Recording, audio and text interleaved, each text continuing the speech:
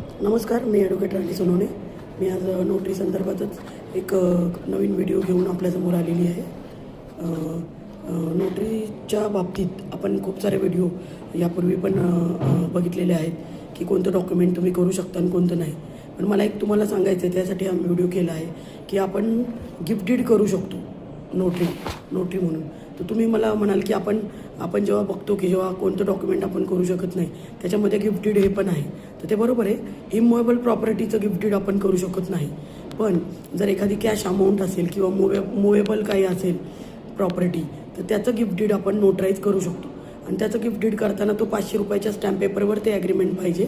आणि आपण नेहमीप्रमाणे ते जसं आपण ॲग्रीमेंटला नंबर देतो त्या पद्धतीने त्या गिफ्ट डीडला पण नंबर देऊन ते करायचं असतं. आणि ती कॅशची अमाऊंट कोणतीही असली तरी ते आपण करू शकतो, कारण तिथं आपल्याला काही बाधा नाही आहे.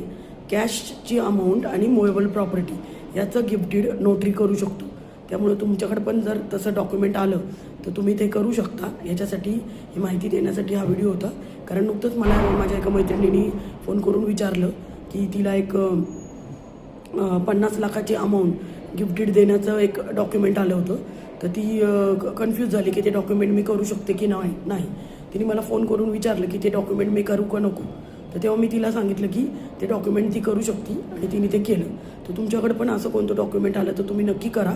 त्याला तुम्ही नंबर द्या, रजिस्टरवर नोंदवा, व्यवस्थित वाचून घ्या. त्याच्यामध्ये दुसरं काही प्रॉपर्टी आहेत का ते पण बघा. इमूवेबल प्रॉपर्टीचं गिफ्ट डीड आपण करू शकत नाही, कारण त्याच्यावर स्टॅम्प ड्युटी आपण द्यायला पाहिजे सरकारला.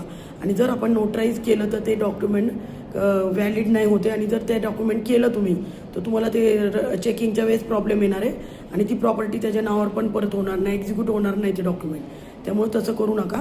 कॅशचं गिफ्ट डीड तुम्ही करू शकता, मुवेबल प्रॉपर्टीचं गिफ्ट डीड तुम्ही करू शकता. ते नोंदवणं गरजेचं आहे. Thank you, bye.